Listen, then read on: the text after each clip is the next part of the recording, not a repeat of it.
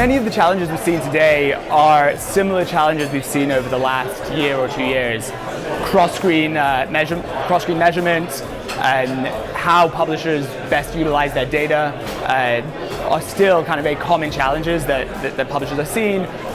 The good news is we're starting to see progress. We're starting to see a lot of initiatives taking place that allow publishers to start solving those problems, and therefore I'm kind of optimistic about what we're going to see in 2018. There's a couple of big trends that we've seen. One of the biggest trends is broadcasters are now really starting to, I used to say dip their toe into programmatic, but actually they're really starting to engage and sell real amounts of revenue via programmatic channels. The second, I'd say, is the rise of OTT and connected devices. So seeing more and more users consume television via a lot of these new devices that are coming out, Amazon Fire Sticks, Chromecasts, is really changing the way that both advertisers are buying their advertising and users are consuming broadcast content. The best way publishers can maximize their mobile inventory would be to stop thinking about it in a silo in terms of just mobile. Really creating a harmonized experience across both desktop, mobile, and any other device, and selling that in will really help them maximize those returns. Having to segment and do things very differently ultimately is going to damage and make things harder. Publishers should be perhaps frustrated and annoyed about GDPR, but I don't think they should be worried. I think ultimately it provides a lot of opportunity and gives them the chance to kind of recapture their data and ensure that you're not seeing as much leakage and other people aren't benefiting and profiting from it. So one of the biggest driver is the growth of OTT and connected TV advertising, as well as the increased growth in programmatic as a whole. We've seen programmatic video go from kind of growth to growth year on year, and that trend continues, and we expect to see it continue.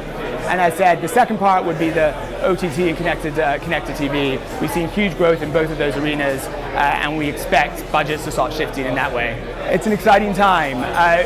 It means that we're going to further invest within Europe, as RTL is the largest entertainment company on the continent, as well as gets us much closer to our broadcast partners as part of the RTL family, allowing us to really develop tools that broadcasters need to kind of navigate this complicated space that advertising is today.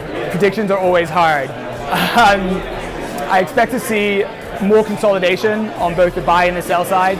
I think that publishers as well as advertisers don't want to be working with multiple partners, so we'll see whether it's consolidation of people buying one another, or like on the M&A side, or just publishers starting to use fewer and fewer partners. We're going to continue seeing that trend. I would not be surprised if you see an increase in bundling at a telco level, where more and more telcos are bundling different content along with their packages. We've seen that a lot fewer growth of different different video products and music products, and I wouldn't be surprised to see that happen again in 2018. I'm just excited to talk to publishers and understand their needs and requirements for 2018. I find Q4, which is when this is taking place, although it is a time of great excitement because that's where the most revenue is made, it's also a time for reflection to see what's worked in the past year, what hasn't worked, and therefore start planning for the next year and make sure that you get off to a good start. So I'd just like to speak to publishers, understand their needs, understand their pain points, so that we can work together to solve them next year.